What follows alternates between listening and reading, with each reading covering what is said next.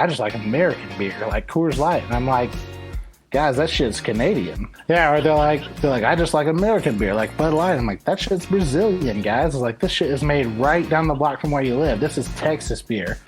And Texans love Texans things. Like, they just love shit from Texas. You could shit on you just shit a turd out and put made in Texas, and Texans would buy it. And you just heard from James from Sockdolger Brewing on this week's episode of Brew Roots.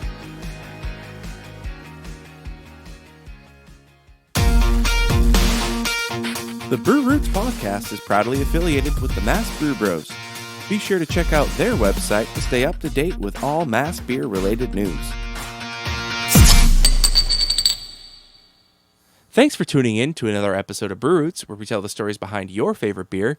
This is Sound Guy Ryan, and joining me today is just Matt. That's me. I'm just Matt. Follow me on Instagram, just Matt.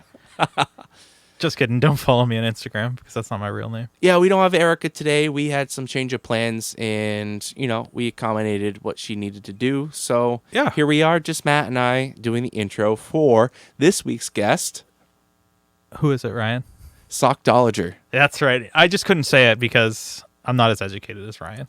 I don't even know if I said it right that time. I had a real hard time saying it before we interviewed them. But who did we interview last week, Ryan? So we did Anonymous Brewing. Anonymous. That's what I just said. Yeah. I literally just said that. No, you said Amominous. No, I did not. I think you did. No, maybe that's my Boston accent kind of coming out. Try it one more time. Anonymous. There we Anonymous. Go. Anonymous. You're killing it. I'm killing it. Yeah. But that was a fun interview, and Raleigh, Massachusetts' own. I was pumped. I loved listening to that interview because I wasn't there for it, so learning about it was really, really cool. Yeah, no, I'm really looking forward to whatever plans he has coming forward. I know he's going through kind of a transition phase right now, but I know as soon as he gets back up and running, look out, because everything he does is just kick ass. Yeah. And his new brew house looks really, really sexy. Yeah. Yeah. So there's been some weird things going on in Massachusetts, and I know if you guys are not Massachusetts based listening, you might want to just hit the +30. But it's interesting because maybe your state will be impacted like this soon. But our governor has issued has kind of rolled back some regulations in Massachusetts, and that's affecting some of our favorite beer gardens and breweries going on. So if you do not have a kitchen on site, or food that isn't chips or pretzel, specifically, like snacks, like little appetizers, you will not be able to just provide alcohol on site. Correct. Like I want to say, I don't know if it's like down to the bill, when you get the bill, but when you order alcohol, you have to have some sort of food. It has to be, to the best of my knowledge, and things are changing. So by the time this gets released, things might have changed. Yeah. We're getting to this pretty fresh into the news. You have to order at least on your first round. Yeah. And you don't have to order in succession. And it can't be, like you mentioned, pretzels. So I just want to know what changed from last week, where food makes you more safe. Well, that's just it. It makes no sense to me that me consuming a beer, or let's say I'm at a restaurant and I'm having a Jack and Coke, right? What is the difference of me ordering and consuming those things if I'm on premise ordering a cheeseburger and eating that cheeseburger? Yeah. Literally no difference. I really don't understand it. Yeah, and you know what? Fortunately for us, we are not paid to understand it. No, we are not. I can tell you I'm not happy about it. Yeah. It just seems kind of like it's unsupported by science. Like, I don't know. Well, there's so many businesses that have poured so much money into making it safe, and our breweries are definitely 100% doing that. It's like it's I don't know, it's like a slap in the face. It really is a slap in the face. They do all this work, doing what the government said or the state said, and then now it's like, oh, sorry, you can't do that anymore. You have to do all of this stuff. And yeah, I don't get it. I really don't get it. Yeah, same. It's just it's really unfortunate. I forget what I was gonna say. No, it's all right. I don't want to harp on it too much. It's definitely a big thing going on, and I think things will change. And knowing how innovative the brewing community is, it's gonna be a roadblock. I'm not gonna sugarcoat it, but it's gonna be a roadblock. But I think that how innovative the brewing community is, especially here in Massachusetts, we'll get through it. It won't be easy, but yeah, yep. And I think I remember what I was gonna say is like the roadblock, right? So most of these places don't have kitchens, right? So a lot of them are getting food trucks.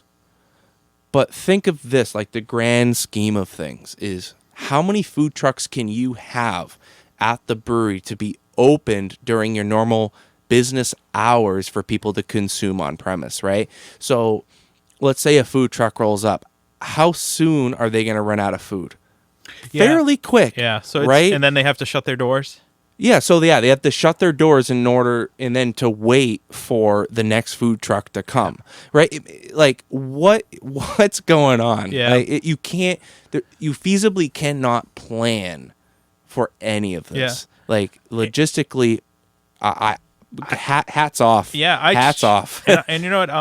And if we are miseducated about this and maybe not explaining it correctly, I definitely encourage anyone out there, info@breweroots.com, please send us an email, and I would invite you to come and join us via Zoom for our next episode, and maybe you can explain the situation A little bit better, or B, give me a counter argument of why it's a good thing. Because yeah, absolutely.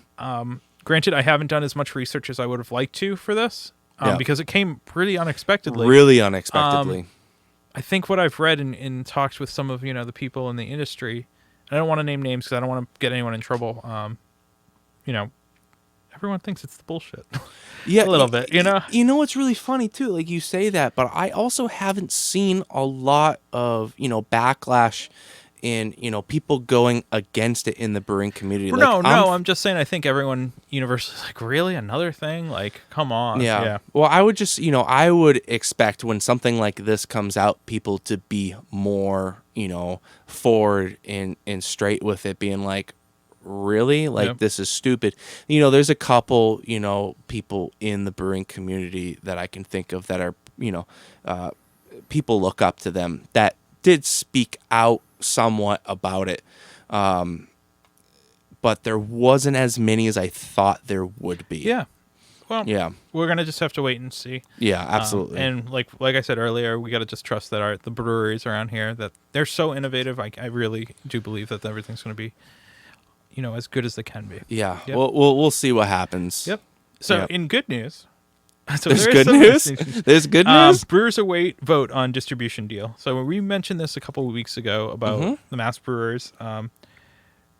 They were fighting to have that distribution law where you can, if you're a small microbrewery, you can get out of your distribution deal with no questions asked, basically. So last month, the sides reached an agreement to give small breweries more flexibility and back a legislation proposal to establish that they say is fair process on resolving disputes. The Senate approved the deal 40-0 2 weeks ago, but the House of Representatives haven't taken it up yet. Sam Hendler, president of the Mass Brewers Guild and lead negotiator of the deal, said he is hopeful that the House will approve the settlement and send it to Governor Charlie Baker's for consideration. We're on the 1 yard line, basically, what they said. So, it looks like it's going to be happening. So this is all in response to microbreweries like struggling amid the economical fallout from Corona. So his argument is if we don't shit or get off the pot, like some of those microbreweries might not be around. Yeah, no, absolutely. It's pretty interesting. So just wait and see. I hope that by next week we are reporting that this deal went through. Yeah, absolutely. I mean, especially nowadays, like having someone that has your back is so important. Because a lot of these breweries are making some money, not a lot, but they're making some money with their distributors. Yeah, so basically under this new deal, breweries that produce less than 25,000 barrels, which is a ton, in a year would be allowed to terminate their wholesale contract by giving 30 days notice and paying fair market value for their brand rights. Brewers would have to buy back their wholesale inventory and promotional materials, among other requirements, which is way better than what's going on right now. Absolutely. Yep. I mean, it's still like when you think about it, that's a lot of money to do that. But at the end of the day, you could make way more money. Yep. Yep. Yeah. So I mean, this goes to say, the breweries need the ability to be flexible during when shit hits the fan. Yeah. So if they're noticing Yeah. that more sales are happening through their tap room, they need the flexibility. And Yep. 30 days should be, fingers crossed, enough for that. And I think Yeah. that's pretty awesome. Yeah, and I think you nailed it on the head, is that flexibility Yeah. is key during all of this, Yeah. because who knows what will happen tomorrow or the day after, the week after, the month after. You have to be flexible, and you need to be allowed to be flexible. And I think that's where it is right now, is that a lot of these breweries aren't allowed to be flexible. I got most of that information from Christian M. Wade, who's a State House reporter for the Gloucester Daily Time. So I'm going to post a link to that in the bio for the episode so you guys can get a read on it. It's pretty interesting. And like, shout out to Ray Pickup of Rockport. Like, his beer is front and center on the picture. So amazing. I've been crushing. Which one? Hatchet? Hatchet, yeah. Which Excellent. is coming back. I know, I saw that. Yeah. So what have you been drinking? Oh, man, what haven't I been drinking? Well, that's a problem. I might have a problem. No, I don't have a problem. I'm Not just yet. I'm just consistent. That's what I like to say. So I had the Gilded Skull water snake, which was absolutely amazing. I picked up a few different things at the Georgetown Liquors today before I came here. Matt Smith apparently made a delivery today at Georgetown Liquors of Melody Maker.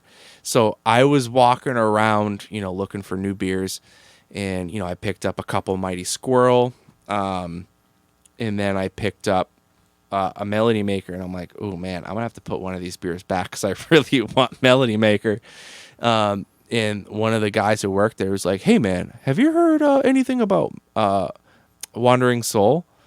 And I'm like, showed him the 4-pack, and he was like, oh no shit, where'd you get that? I'm like, right over here. He's like, I've been looking for that all day to price out. And I'm like, well, I found it for you. I was the first one who bought it Yeah. that day. Definitely won't be the last when word gets around, because it's a oh, good damn beer. Great beer. So yeah, Georgetown Liquors has Melody Maker, and I know they want to try to get basically anything he has in that store, which I don't blame them.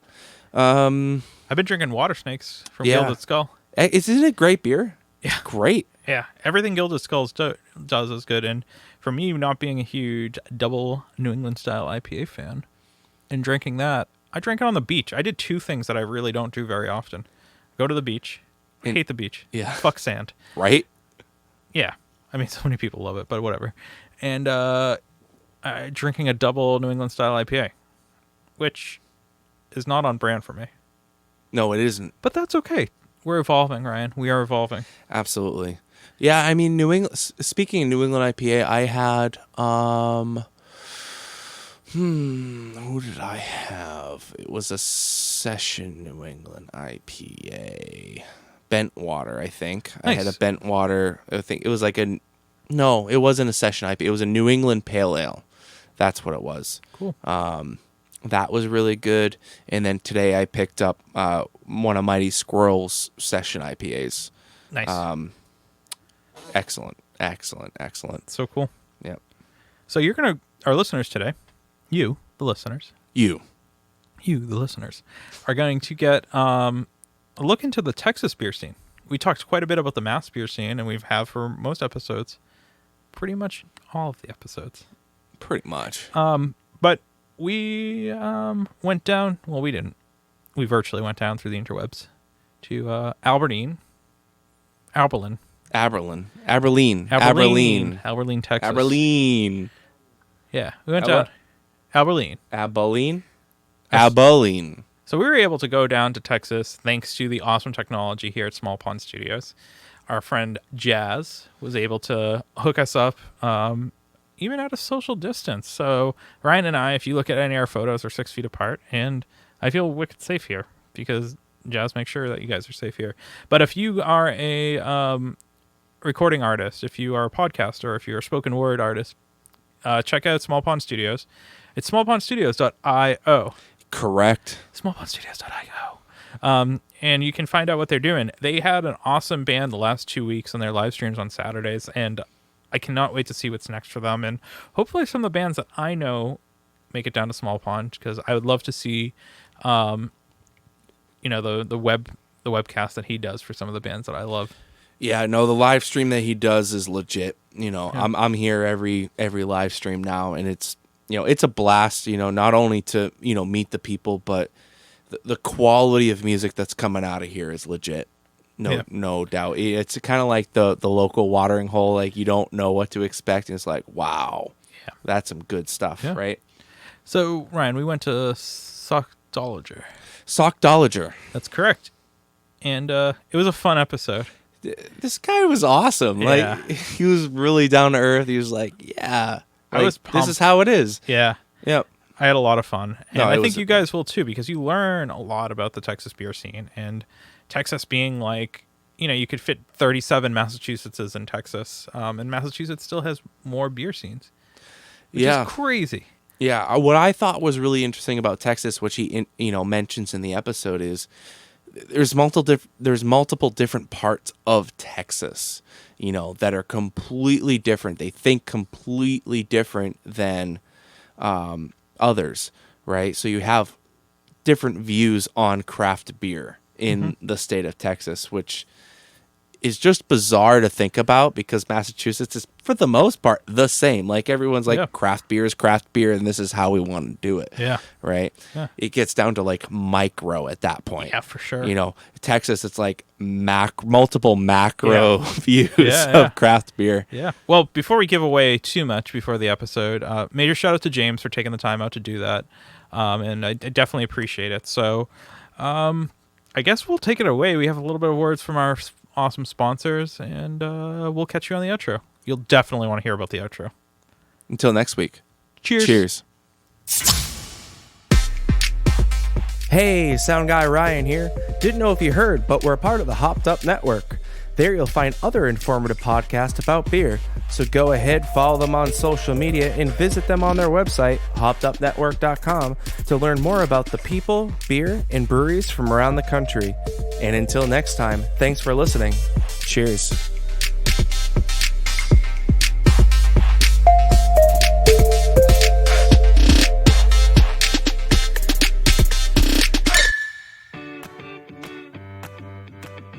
This week's episode would not be possible without our amazing sponsor, Shirts on Tap. Each month, they team up with breweries from across the country and create a custom shirt and deliver it to your doorstep, along with stickers and coupons. Sign up today using the promo code BrewRoots for $5 off your first box. Head on over to shirtsontap.com today. And remember, drink better beer, wear better shirts. At our local homebrew shop, Beer and Wine Hobby, you can get everything you need to make beer, wine, cider, and cheese. Not sure where to start? The knowledgeable staff at Beer and Wine Hobby are there to help. Beer and Wine Hobby is family owned and located in Danvers, Massachusetts. To learn more about them, check out their website, www.beer-wine.com. Don't forget to use our promo code BrewRoots for 10% off your online order today. Cheers. What's up, everybody? We are here in Massachusetts, not in Texas, where our interview is taking place. And we just actually found out there's over 300 breweries in the state of Texas. Seems like there should be more than that, That's like the biggest freaking state. right? The craziest part is we are, as far as like number of breweries, we're like in the top 10. But as far as numbers of brewery per You're like capita, 46 or something. yeah, we're in the bottom 10. So And we reached out to a ton of breweries, and you just happened to be the first one to respond back. So, cool. Early bird catches the worm. And who is this fine fellow? Well, this is James. Oh, that's cool. Hi, James. I know that I said the brewery's name correct before. Sockdolager. Sockdolger Hard G. Ryan. Okay. Ryan, that was almost the only That was time. pretty close, though. I never said anything right. That was the first time you almost said something right Yeah, I know. in anything you've ever done. Classic Ryan. Yeah. Thank you. James is a fan. He James must already know. knows. He's already hopped on the train. But Yikes. we're excited because I've been down to Dallas, I've been down to Austin, and I really dig the whole Texas vibe. And we talked about it a little bit. Texas is like 4 different states mashed into one big state with, different ideologies going around and different lifestyle and everything. You guys are in Abilene. Did I say that correctly? Abilene. Abilene. I knew that. I just was testing James if he knew. And what's Abilene like? It's small. It's like standard West Texas. We're like a larger West Texas town. It's still, I don't know, whatever. If y'all are living in 2020, Abilene is like still in the early 2000s. Like, it's just you guys we're still about have MP3 players. We've got all the technology. It's just that everything is like 10 years behind here. Like, if something cool happens in about 10 years, we'll get it. It's like Australia. Yeah, it's just like a little vacuum out here. You come here, you stay here, which is kind of like the narrative for this town. Is there's 3 universities, a military base, one of the largest military bases or Air Force bases in the nation. So like we've got 160,000 people here, which I know isn't a lot for up there in the Northeast, but like out here in Texas, it's a pretty big town for West Texas. But like people come here, they try to leave, we end up staying here. Here we are. I came here for a graduate degree in history, and now I own a brewery here. So here we are. Yeah. Nice. So James, we got a little bit of history of Texas, but I want to get a little bit of history of you. We start every podcast typically by asking your role at the brewery and your first memory of beer. My role at the brewery is I am one of the owners, and I am the head brewer. I'm the only brewer. I say I'm head brewer, but I'm not head over anyone. I have exactly one cellarman employee, and he's just starting to hang out with me on brew days. Nice. And kind of learn the ropes, which I'm very, very excited about. And then first memory of beer, I can remember my dad coming home with a kegerator, like a kegerator machine when I must have been 6 or 7 or 8. And my mom was like, "What is this for?" And I can remember Dad's like, "Well, like this is gonna be so much cheaper for me to drink from.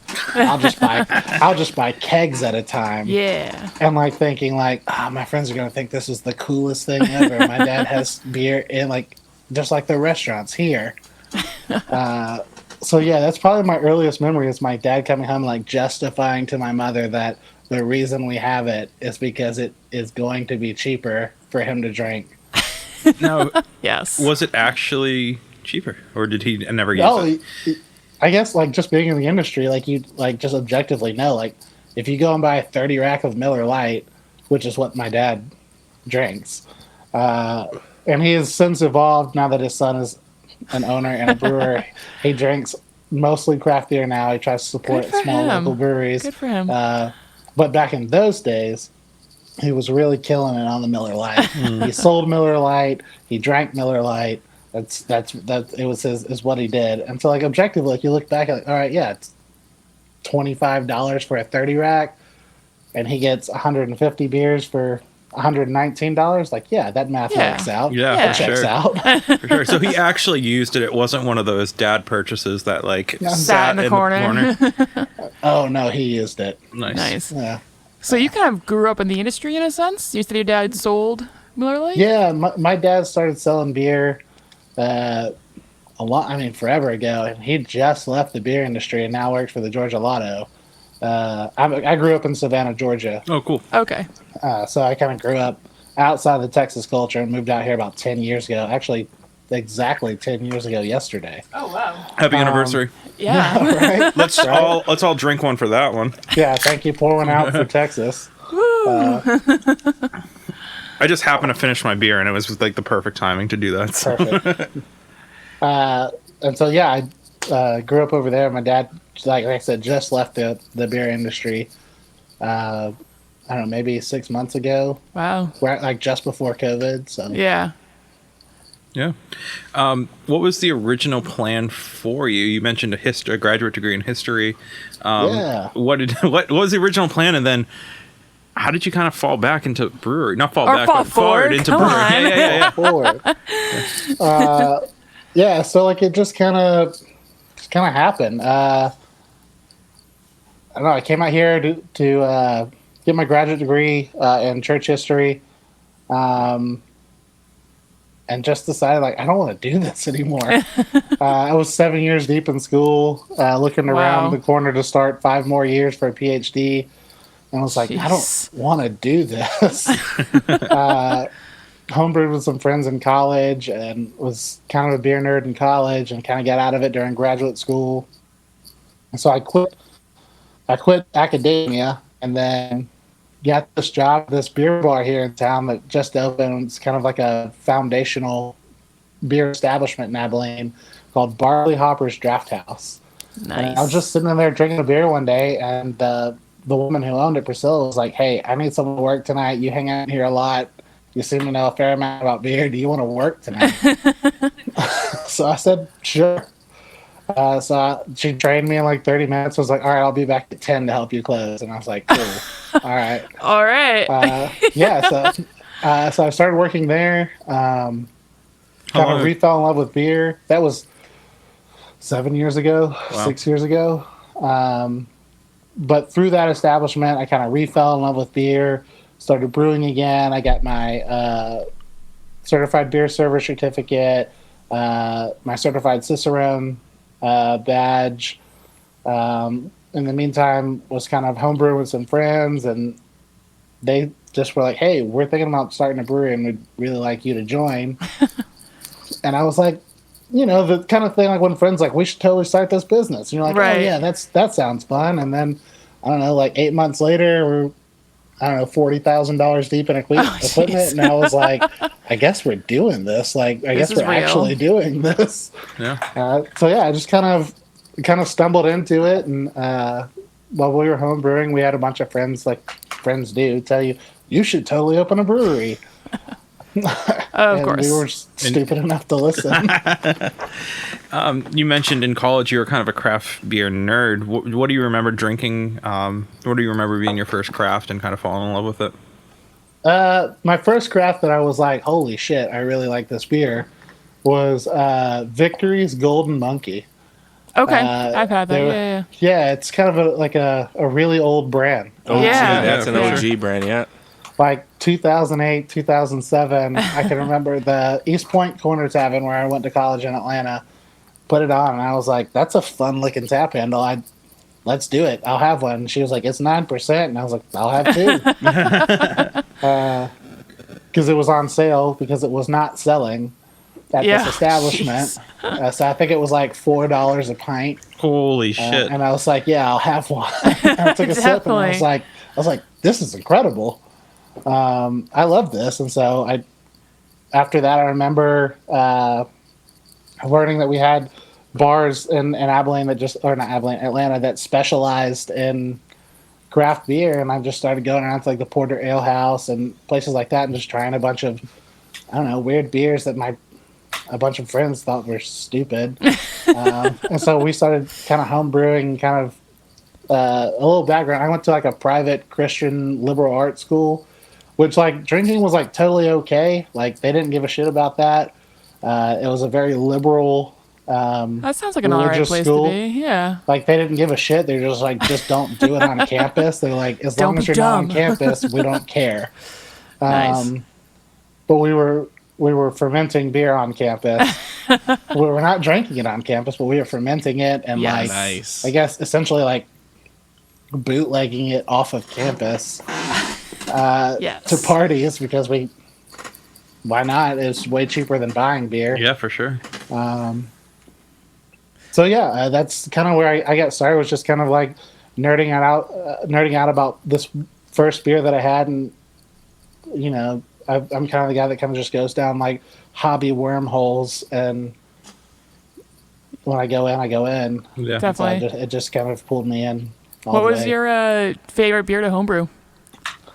I mean, a lot of times I was, especially in college, we were just like, what can we get the most bang for our buck out of? Yeah, Which yeah, was yeah. like, how much alcohol can we get for the least amount of money? So, Yes. so that when we go to a party, like it just is what it is. And Yep. we, Yep. it was completely economical. Yeah. So a lot of it was just Belgian, a lot of Belgian stuff that Yep. we knew we didn't have to worry about fermenting it in a damn dorm closet or apartment closet. Right. Right. And it would come out fairly decent and High ABV. Yeah, high ABV, decent beer. Right, right. that Our friends would say, "Hey, this is different and fun," and they'd drink one, and then they wouldn't drink any more of our beer the rest of the party.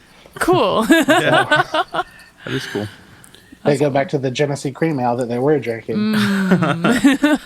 Which isn't a terrible beer. I'm just going to throw it out there. It's not the worst You know? beer. Every time I go home, I bring back Genesee cream ale here to my friends. And they're I'm probably like, so oh, good. this beer's dope. Yeah, they're like, this is amazing. I'm like, yeah, I paid $16 for 30 of these guys. Yes. Absolutely. So when you started homebrewing, like when did you realize that you caught the bug? Like I need to just keep doing this and doing this and doing this. So like when I really, really fell in love with like the process of brewing, I remember we were homebrewing in my business partner Alex Nicolato, his garage, and we were out of kegs to put beer in, but I wanted to brew the next day, and we had a keg that was probably like 3/4, just like a corny keg that was like 3/4 full. And I was like, guys, this beer is done, and I want to put it in the keg so that we can have this beer in the garage for next week for friends. And they were like, yeah, we need to do that. I was like, but we're out of kegs. And so I was like, so here's my pitch. Like, let's just call some friends over and let's just drink this keg of this American wheat. Yes. And they were like, oh, yeah, we can totally do that. And so me and Alex and 2 or 3 other friends, Nick and Will, and maybe one or 2 other people started drinking the keg. And I can remember being picked up to go home.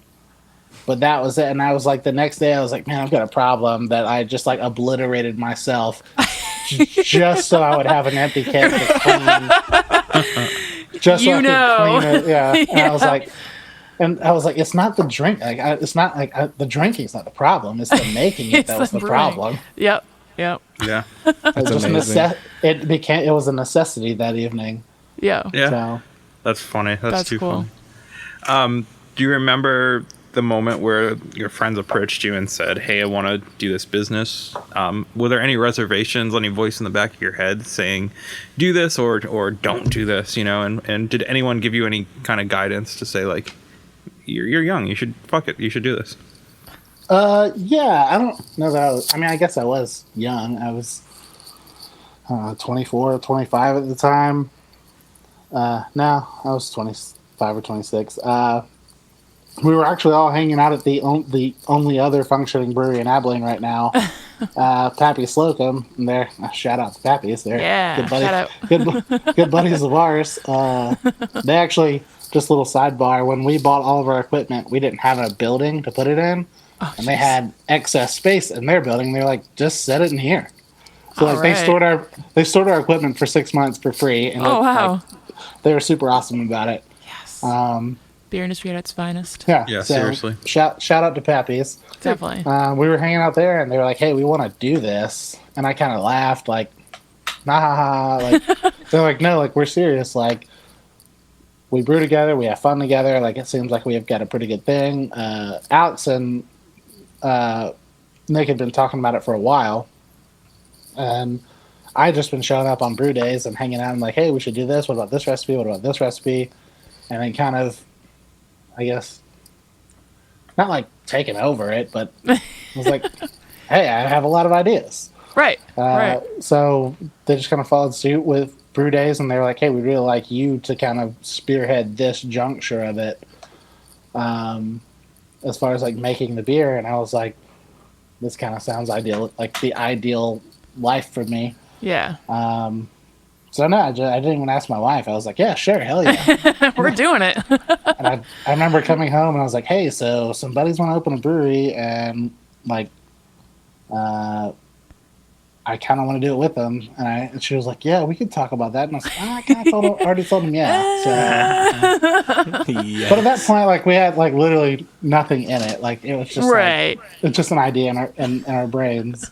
So at that point, it's pretty low stakes. Yeah. Definitely. What year around was that for you guys? Late 2015, early 2016. Wow. And then it probably took us a year and a half to get open after that. Was it tough getting open in Texas? Or like a lot of hurdles to get past with that, or? No. It was relatively smooth. Yeah.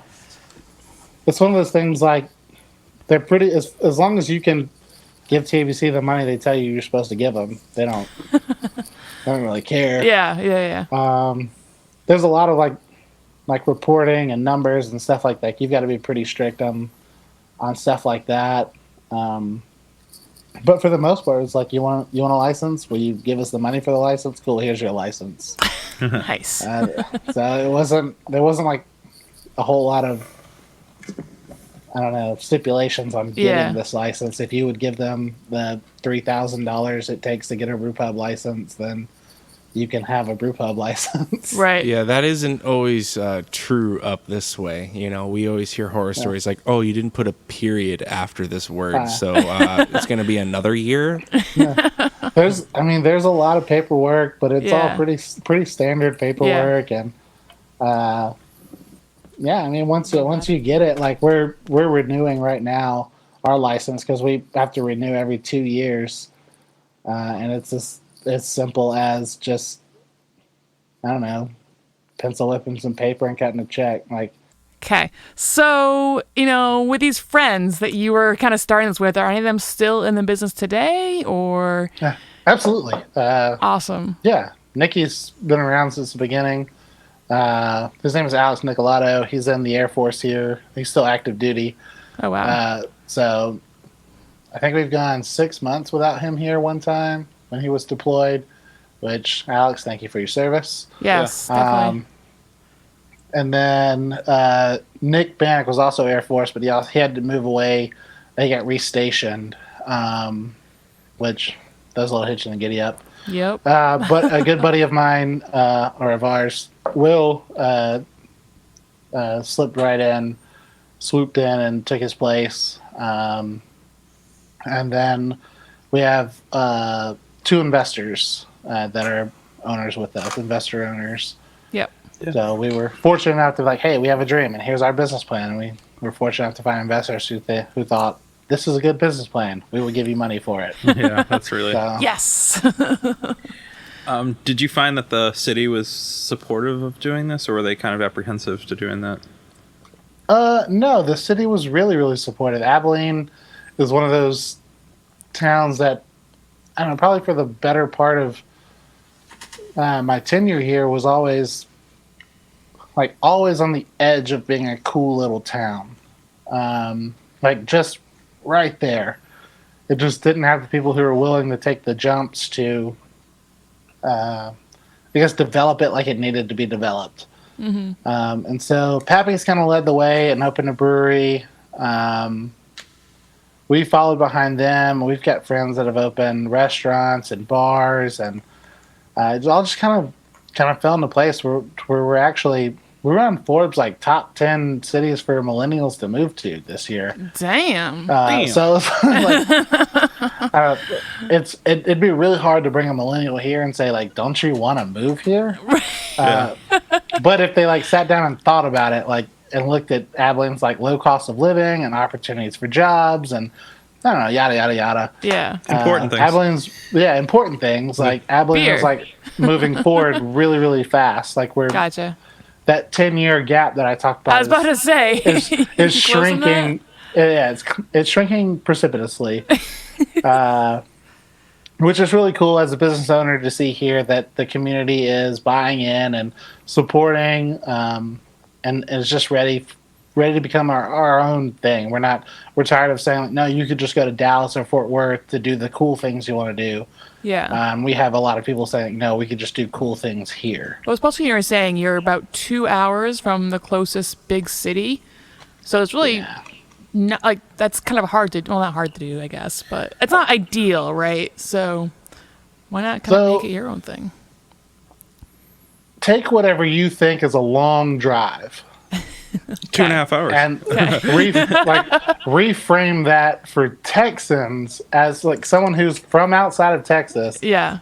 2 hours is just a quick little jaunt, guys. Like Right. people do not think twice about driving to Fort Worth and back in a day. Like just going over there, having lunch, doing some shopping, and driving back. Wow. See, for Like, me, it's it's just- like that's a weekend. Like Yeah. I'm gonna go to Vermont. That's 2 hours away. I'm doing that for a weekend. Yeah. I'm I not had going there some for a friends day. who almost sold me on a 4-hour trip, overnight trip to Oklahoma City and back. Like Oh Friday, my god. leave at 5 o'clock, get to Oklahoma City, hang out for a little bit that night, hang out for a little bit the next day, and then drive 4 hours back the next day. Oh, jeez. Because in Texas, like 2 hours is nothing, guys. Like it's fucking nothing.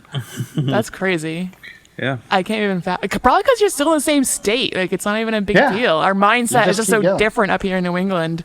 2 hours, you're in 5 different states. Yeah. My wife and I drive home to Savannah like once a year. How long a drive is that? Is that like The 16 longest hours? part of our trip, 8 hours of it, is getting out of Texas. Holy That's crazy. shit. So 8 hours Half the just to trip. get out of Texas? Just to get out of Texas. That's so crazy. It's Yeah, we could wild. drive through all of Massachusetts in 8 hours. Oh, more than that. we could like do the it, whole, like, the 3 whole times. perimeter. Yeah. Let's say I could get from Savannah to DC in 8 hours. Yeah. That's so cool. Wow, that's nuts. It's so crazy to think of that. It's like Texas being so big. You were saying earlier over 300 breweries, so congratulations on that. That's a huge milestone for the first state.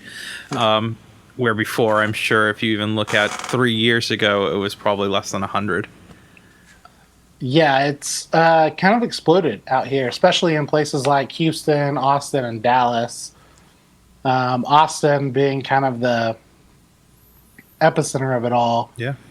It's kind of Austin is kind of like a Denver or a Portland, like where Yeah. if you spit, you're gonna hit a brewery. Yeah. And the crazy part, like in towns like that, is like there is no bad beer there. There may be 50 breweries in Austin or more, They're all good though. but Yeah. they're all good. Like they're all making pretty bangerang beer. That's awesome. And I think that just lends to like people worry about, especially in towns like Abilene. Like we're about to have another brewery open here called Grain Theory. Shout out to Grain Theory, love those guys. Hey guys. But yeah, like we're gonna have 3 breweries, and it's a town that like in the surrounding area has 160,000 people. And people are like, "Do you think you're gonna be okay?" And I'm like, "Guys, We'll be fine." That is literally. I mean, that's like 50,000 people per brewery for us to split up and divide. Like, I think we're gonna be fine. Yeah, we have towns that have like 15,000 and there's like 7 breweries. Right. Yeah, it's wild. But like, when you look at the math and the statistics that the Brewers Association throws out, like from towns like San Diego and Portland and Asheville and Denver, the more breweries there are, the busier small breweries get. Yeah, it's a destination. Yeah. Like it's a destination, and it brings more attention to craft beer. Yeah.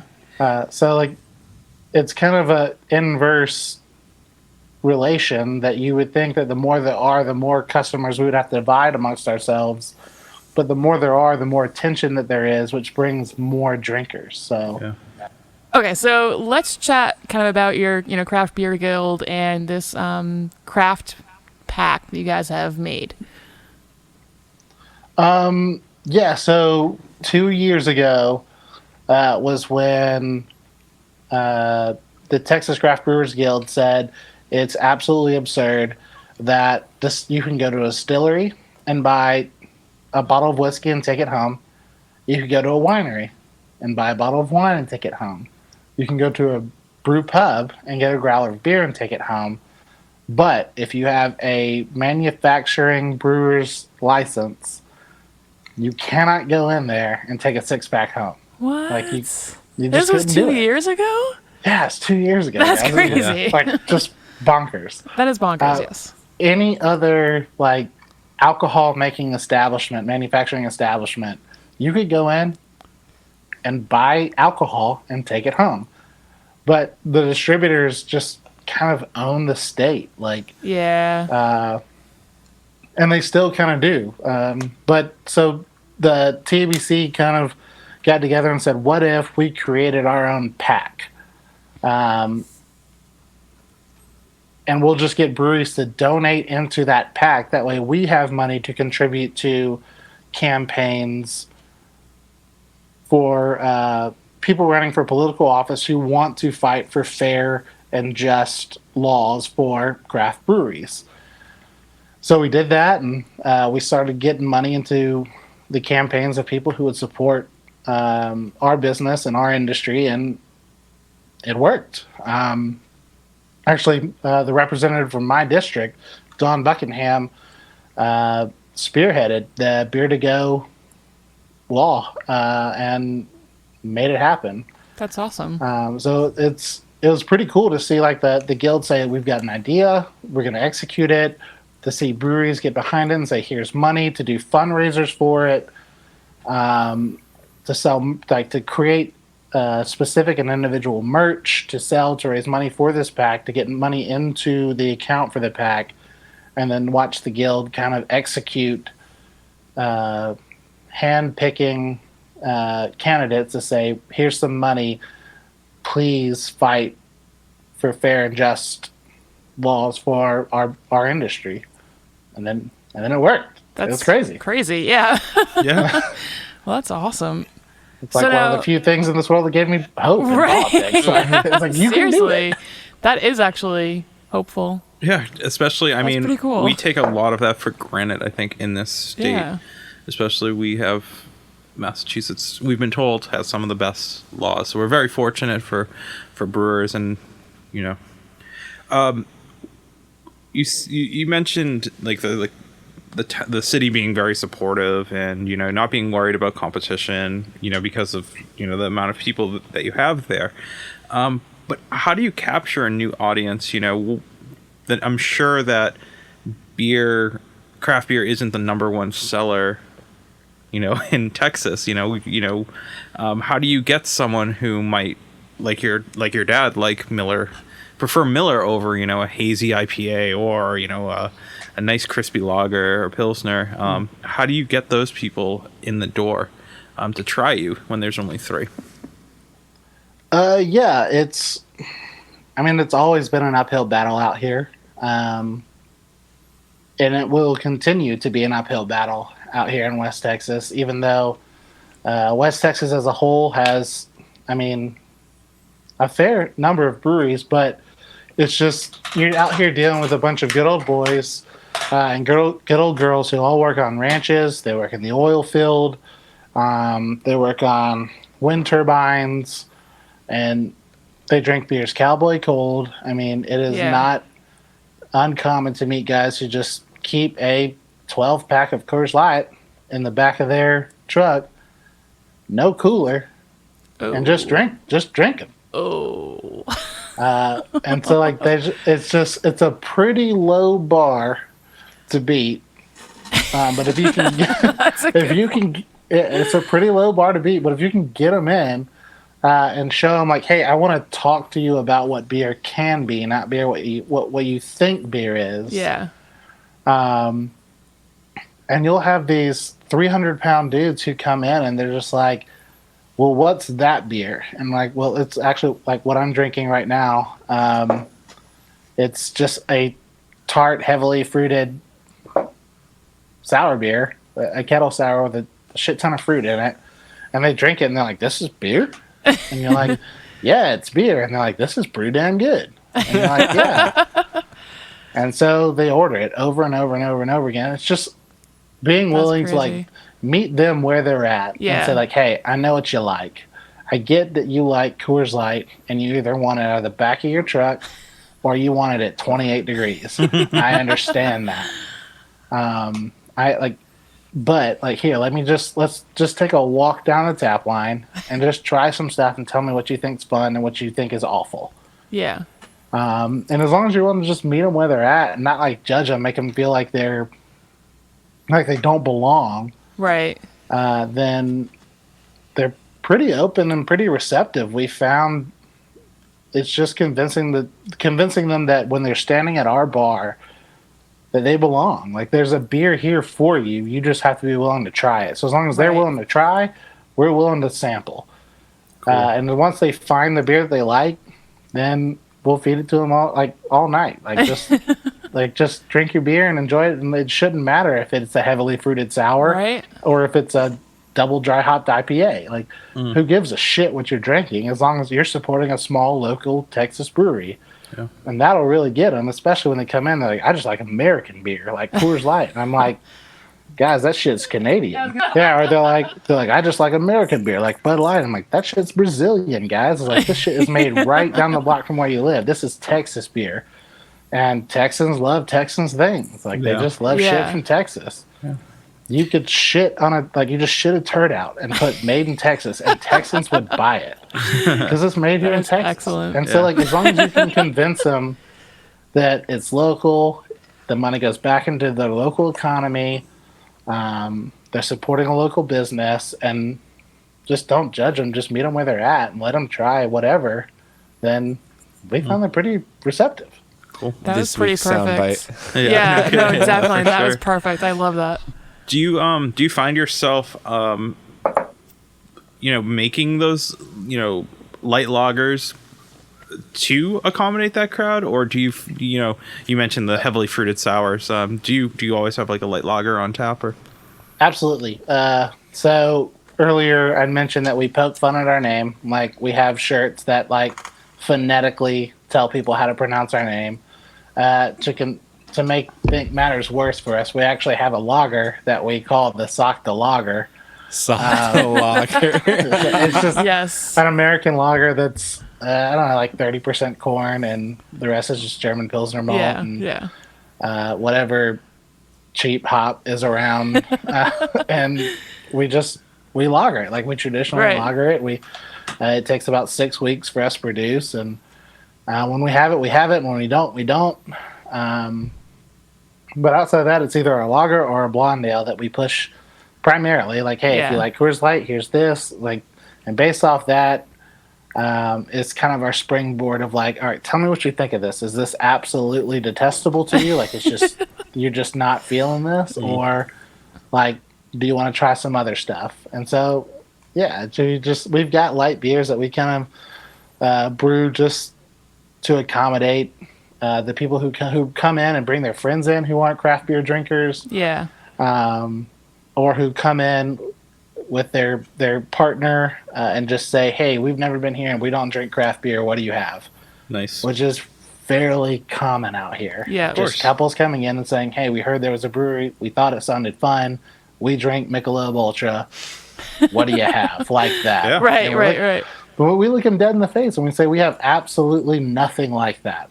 But if you're willing to sit down, like, I'll give you a flight. And if you like it, you can pay for it. If you don't, then cool. Like, Yeah. we'll shake hands and, like, maybe next time. Thanks I for don't know. trying. Yeah. Right. Right. Yeah. That's a really So cool.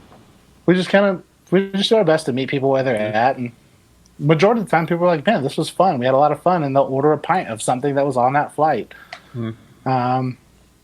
That's cool. So we do that. And we also make hard seltzer to accommodate. Yes. It's literally like It's printing taking your own over. money. Yeah. Exactly. It is printing your own money. I don't know why any brewery in the nation isn't making their own hard seltzer, because it's literally printing your own money. Yeah, Yes. there's some reasons. I'm sure that there's inner Yeah, pride. Yeah. Yeah. But I agree. I think it's a It's just like making an IPA, a hazy New England Yeah. IPA, right? Because it's just gonna pay your bills. It just is what it is. what Yeah. people Haze want. pays. Yeah, that's what they Exactly. say. That's what The you say. haze does pay. We're fortunate enough out here, like, to be honest, I'm not like a huge hazy IPA fan. Neither are we, so don't worry. Like, don't get me wrong. Like, there are some hazy IPAs you just objectively drink, and you're like, this is a spectacle to behold. Oh, of course. And then Of after one of them, you're like, every hazy IPA tastes just like this one.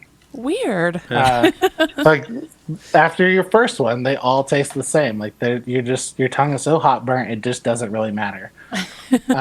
So we're kind of suckers for traditional styles. We've got the guys that we buy all of our malt from out here, Pro Brew Supply. I was listening to one of their podcasts one time. They're like, "You tell me where you can find a Texas brew that's got a brown ale on tap right now." I called in. I was like, "Hey, Stubby, it's James at Sockdolger. I got a fucking brown ale on right now." Yes. Because like, why not? Like, it's just shit you can't find anywhere else. And, Yeah. We love we just- those styles, those classic English Yeah. styles. I mean, we don't find them very much here either, and it's cool when you do. And then like the Yeah. breweries that do it usually they fucking slap. Like they're so Yes. good. Yeah, when they do it. we want to drink what we want to drink, and we want to give people a variety. Like, You also educate them. It seems like too. yeah, like you give them a variety. You tell them like, "Hey, beer is not this thing that you think it is." Especially out here, like people have a very narrow view of what beer is. Yes. And so we have 20 taps, and so we tell people like, "Hey, like there's something here for you. Just give us a chance." And whether it's a blonde ale or an amber ale, we typically have between 2 and 3 IPAs on. I like IPAs, like standard dry West Coast IPAs. yeah. One of which is probably a hazy IPA because it's 2020. Yep. We do sour beers when we have the time because we don't ferment sour, like we just kettle sour and then we ferment with brewer's yeast. So tying up my boil kettle for 3 days or 2 days while I'm souring is kind of tough. Of course. And then outside of that, it's just kind of traditional styles. Like one of our flagships is a session oatmeal stout Wow. because I want to drink a Session oatmeal drink a stout. session oatmeal stout. I love Like, that. Like it's a 4%, Wow. most like 40% oatmeal grist stout, and it's light and drinkable and crushable. Delish. And people were like, "Why doesn't your stout have more alcohol in it?" I'm like, "Because I don't want to drink that. Like, it's not what I want to drink." I feel like And that's all you see too. Oh yeah. It's like it's like that's not what I want 8%. you to drink. Yeah. Like I want you Yeah. to have 3 of them. I want you to order 3 of these, not 1 of them, and go home. Right. Yeah. Right. Do you see session IPAs growing in Texas at all? Or sessionable beers in general. Sessionable beers, yes. Session IPAs, no. Interesting. We play the Desert Island beer with friends all the time, and I have friends that give me shit because my Desert Island beer never changes. It'd be all day IPA every day for the rest of my Yeah. life. Like it's a perfect beer in my mind. Like it is absolutely perfect. And I just think it's a great beer, but like we've made session IPAs and people are like, "Why is it so bitter?" I'm like, "Guys, it's an IPA. Like, Yeah. but it's only 4%. Why is Yeah. it so bitter?" I'm just like, "Guys, I'm like, it is what it is, and I can't help that you ordered a session IPA and didn't know what a session I'm IPA sorry. was." Like, so like it's just I don't know standard taproom crap that everybody deals with. Of course. But I don't know, like session beers are getting bigger here. I mean, Lone Star, the national beer of Texas, released Lone Star 24/7, which is a 2.7% version of Lone Star. What? Yeah, That says something. yeah, it's happening. I mean, PBR has a session PBR Yep. here. Yep. It's a thing out here. Like people want like beers that they can drink. Well, it's so hot, Yeah, is it- right? yeah, is it 'cause it's hotter? Yeah, it's just a billion degrees out here. It's oh, continue, sorry. Oh, no, I was going to say, but like we also have a lot of drinkers who we make an imperial stout that we keep on fairly regularly. It's we call it Battle Rattle. Nikki's Air Force, and I remember him saying like, you know, you're out there in the desert and like you're just carrying around your Battle Rattle all day, and I was like, that's just a great beer name. Yes. So our big imperial stout is 10% with vanilla and chocolate, cacao nibs, and coffee. And it it's sells. It's the exact opposite that I want. That I would ever. I never ever go in and think, you know what I want today? Battle rattle. Imperial Stout. Yes. Like never. It could be December 31st and it's 20 degrees outside. I don't want it. Is it ever 20 degrees I was about outside? to say, does that happen? It does. It does. Oh, okay, that's cool. It does. But like we have tons of people. It's one of our top 5 brands. Like we just sell a shit ton of crazy. it. Yeah. Crazy. And then also like our friends down the road, Pappy's, like their top 2 brands are a cream ale and a imperial porter with vanilla in it. And they Yeah. call it Stripper Dust, which is just an amazing beer name as well. Yes. Yes. Solid. Cream ale is such in my opinion, such an underrated beer. It's like, Agreed. yeah. It is, but it's also one of those beers like, why would you ever make it? Because PBR wins it every year at GBF, so Yeah. why would you try and do Why anything even? better? Right. You mentioned saying temperature, and it's hot there, but you mentioned 20 degrees, and then you also mentioned lagering. Do you have trouble with temperature control of your beer, or just because everything's central air, glycol cooled, do you guys not really have that much of an issue? No, our glycol machine's a pretty good workhorse. Yep. So it's pretty easy for us to lager stuff. Like our Oktoberfest is lagering right now. We make exactly 2 lagers a year. The Sockdolager, which is relatively regular. When it runs out, if it's not done lagering, then it's just not on draft. And it'll come back when it comes back, and if it goes away, it goes away. And then Is that just because of tank space? I mean, 6 weeks. You just yeah, don't just wanna, tank space. Like I just can't eat up 2 tanks to make enough for it. So if it runs out and there's still another week and a half on the next tank of it, then you're just gonna have to wait. Sorry, guys. And most customers are cool about it, but we also make an Oktoberfest that we lager for 4 weeks, 5 weeks, just depending on when I think it's ready.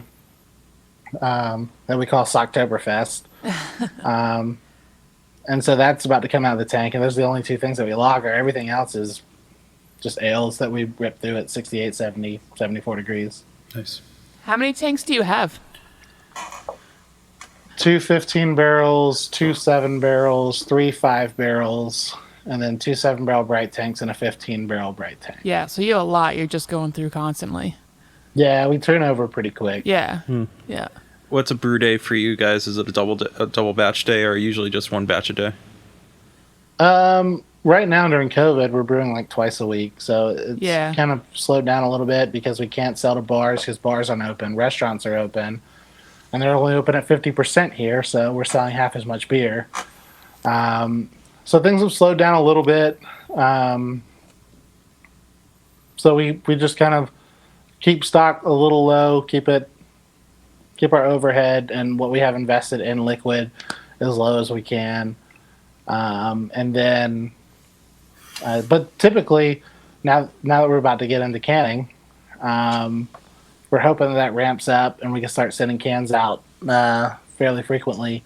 We'll only can 2 beers to start. Our Blonde Ale and our, year-round IPA, which is Addie Sue, and it's a single malt, single hop beer. Nice. So Nice. Yeah. so that's all we'll send out. So I imagine we'll be cranking those through the fermenters pretty quick. Yeah. So with the canning, are you going to be doing self distro, or are you going to be going through a separate distributor? Yeah. How does that we've work had- in Texas? You can self-distribute. I mean, pretty much as much as you want, as far as you want.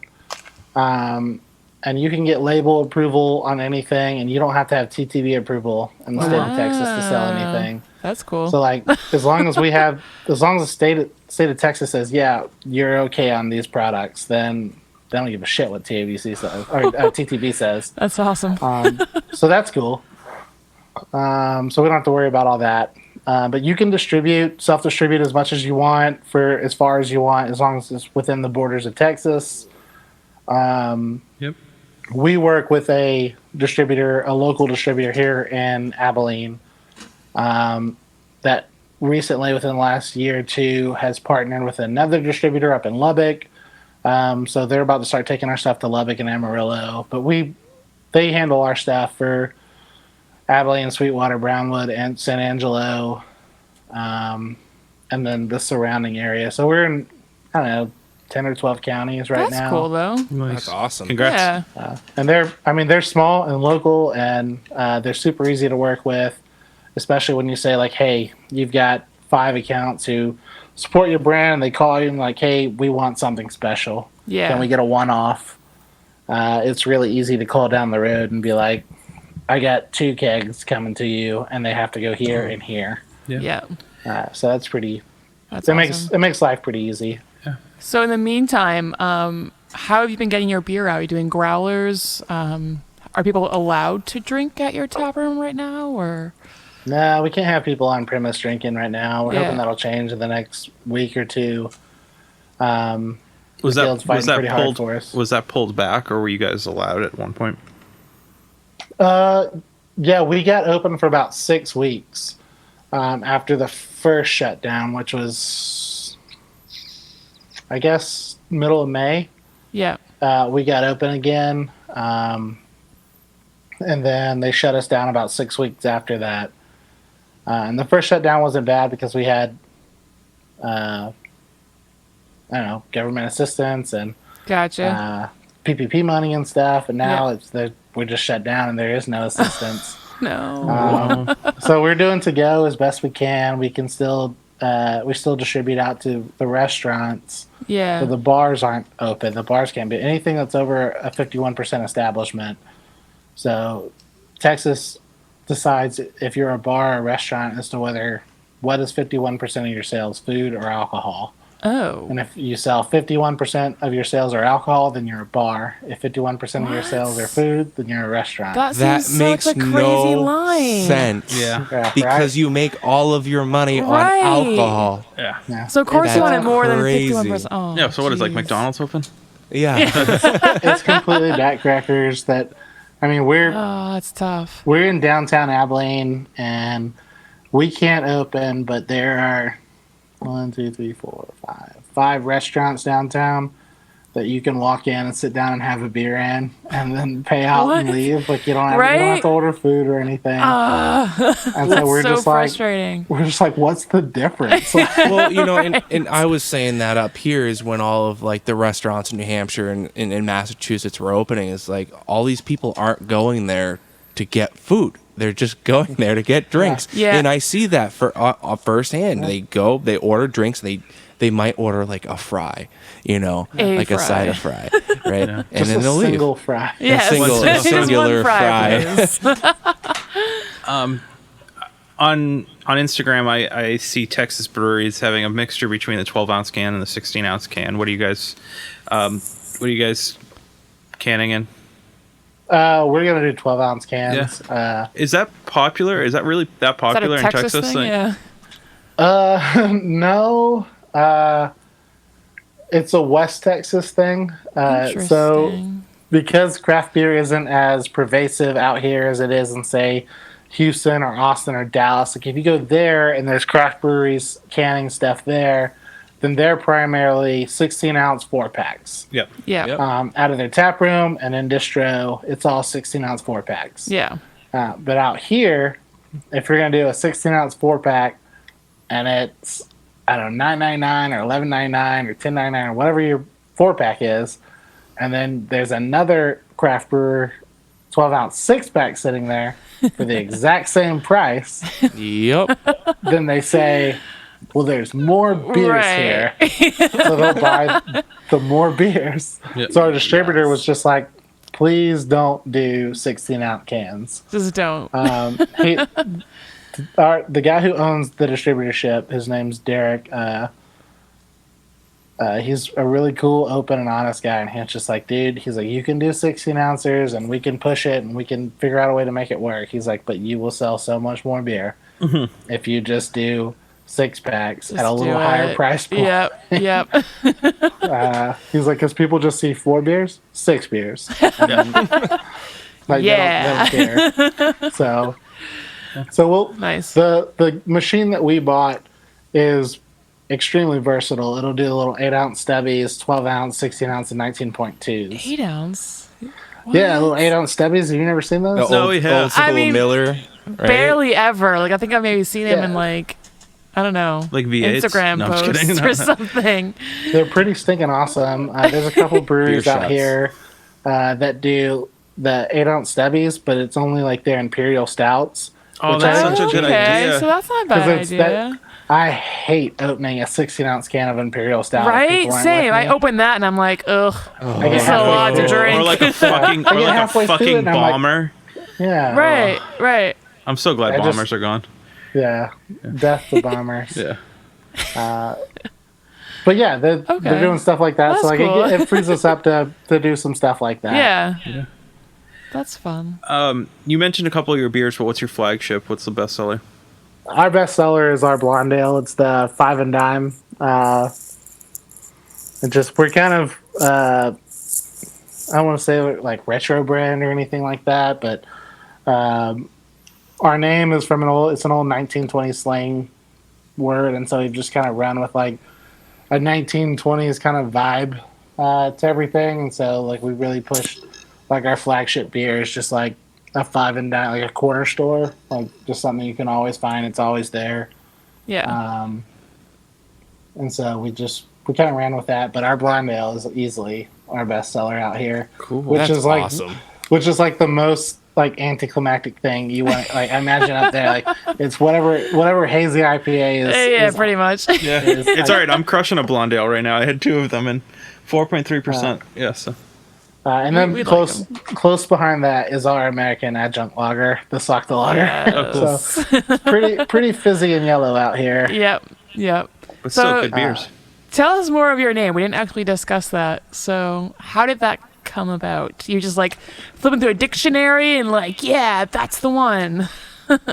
So like when we were brewing in the garage, we made beer, and when you're brewing like every weekend or twice a weekend, you can't.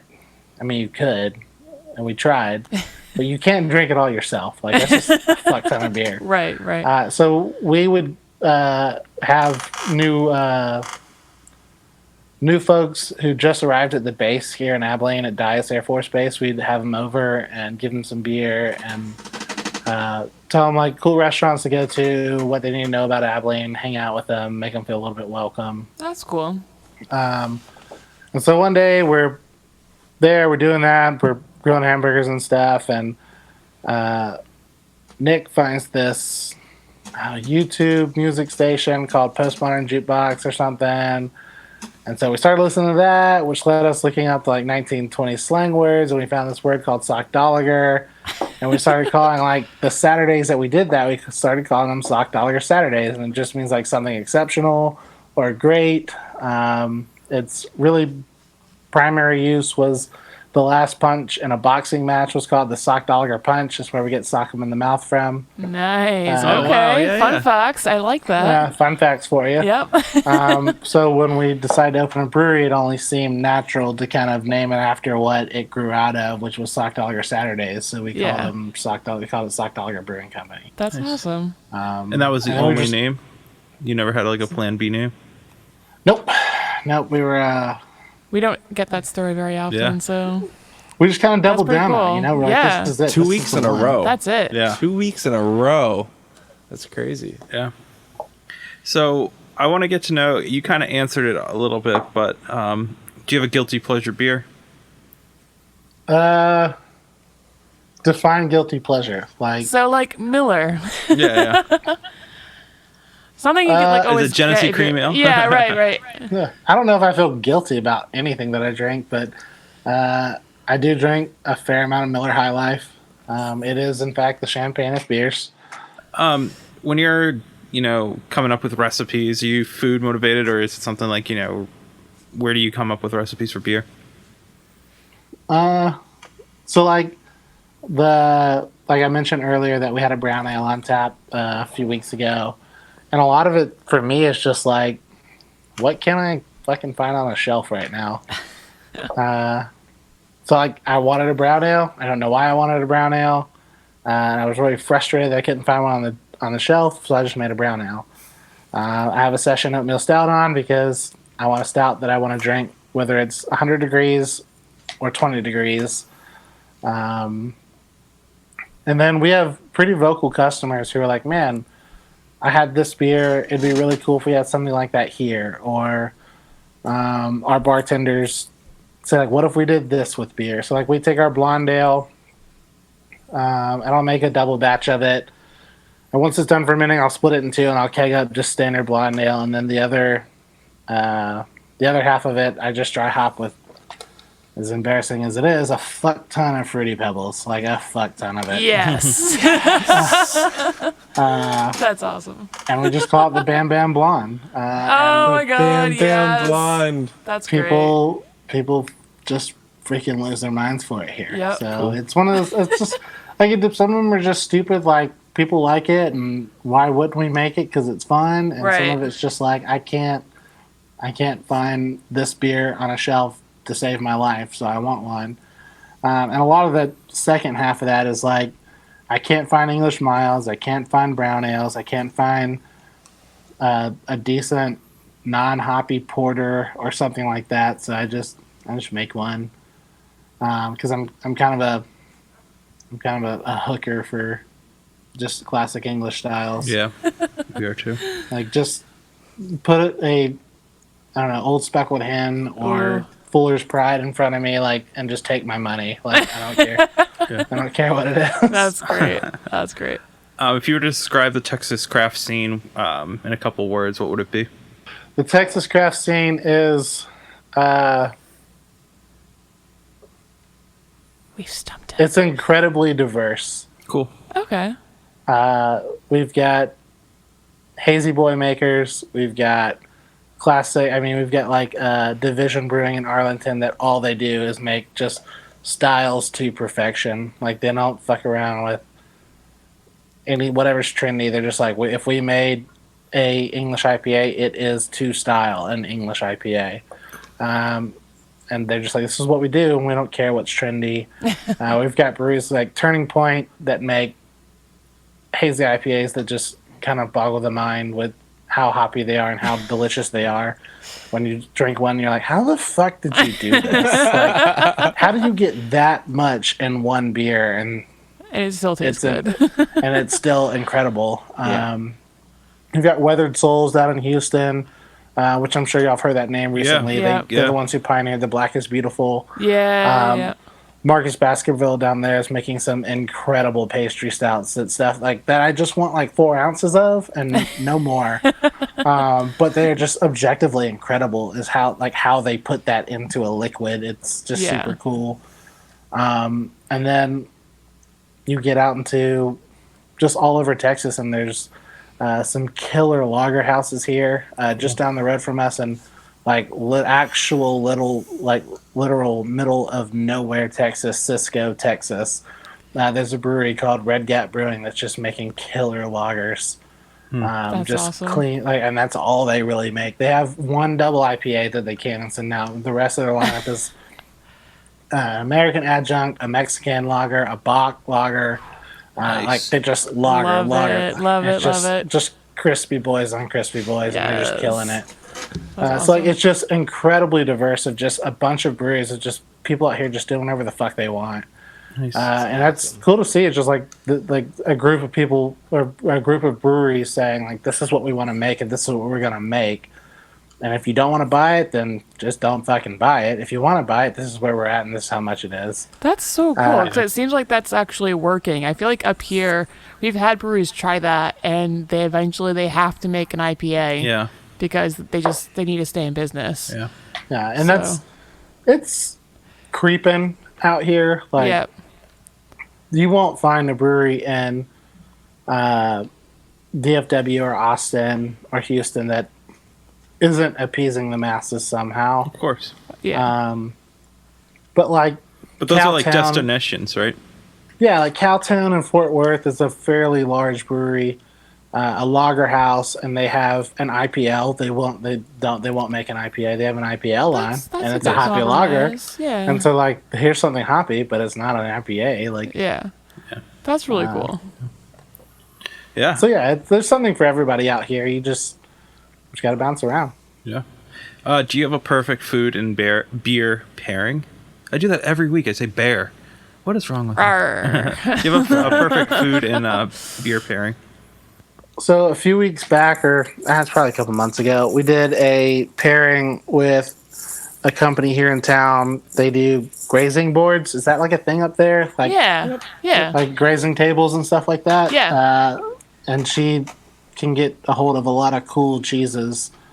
And I think one of the like most surprising pairings that I've had in a while, where I like took a bite and was like, shit, was this like incredibly funky, stinky gorgonzola that was just great on its own, with on a slice of pear that was paired with just a saison that we made, and it was like just all over the map. It was sweet, it was funky, it was dry, it was farmhousey. It was just kind of all over the place. That sounds amazing. And I think that's kind of what's fun for me, is like I want a food pairing that like takes me from one end of the spectrum to the other end of the spectrum.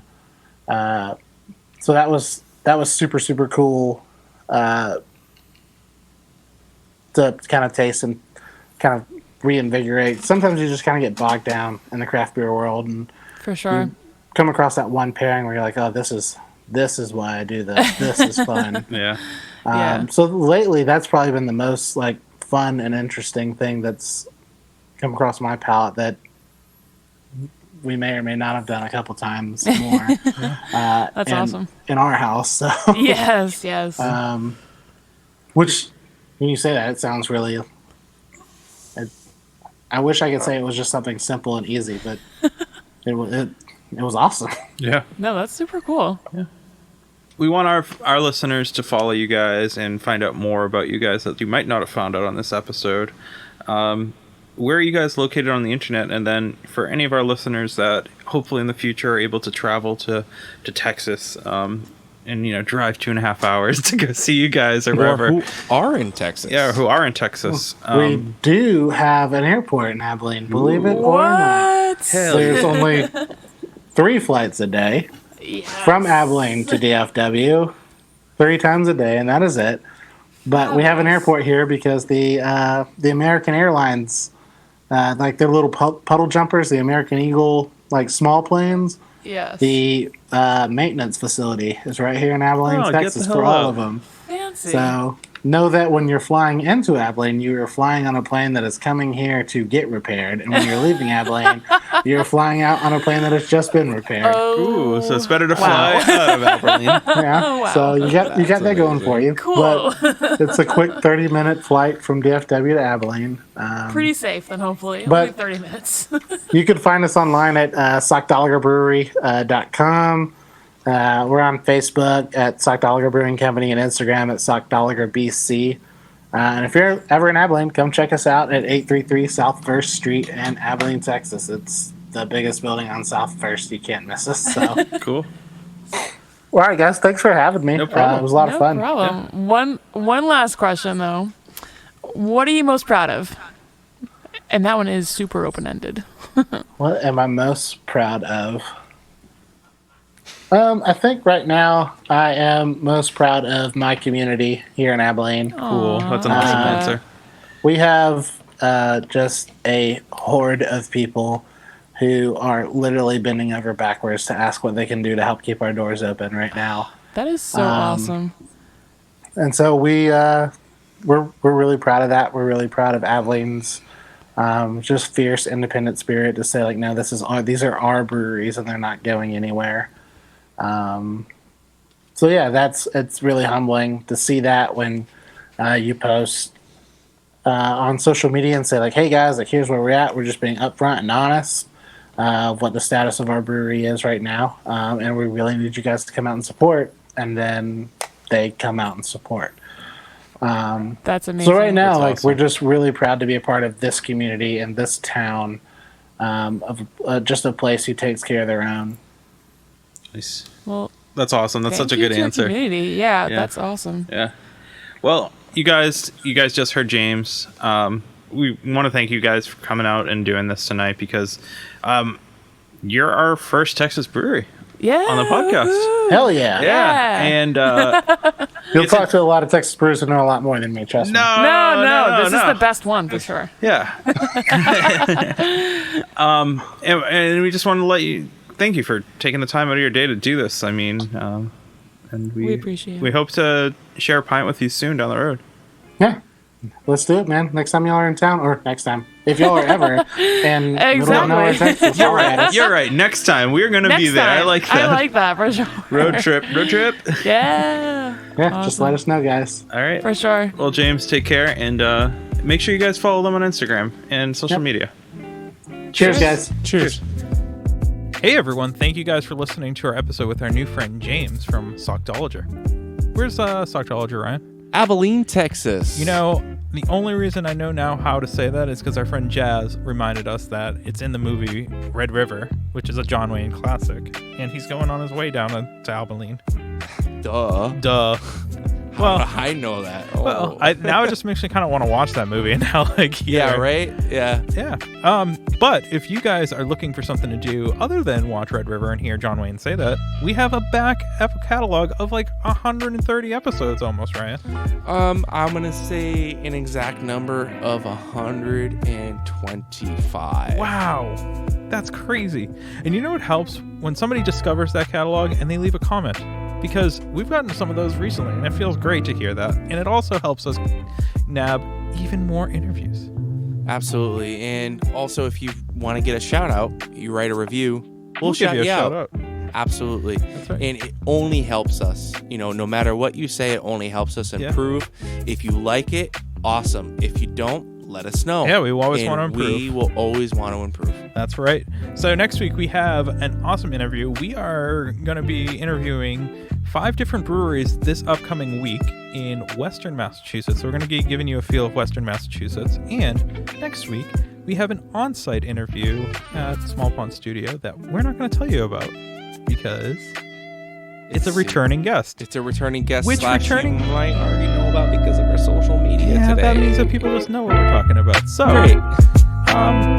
it's going to be one of those 6 interviews that we're doing in the next week. So Awesome. Sound guy Ryan, you better get editing. Oh, boy. And Erica will be back next week, and everyone loves Erica. Yeah. Yeah. All right, so until next week,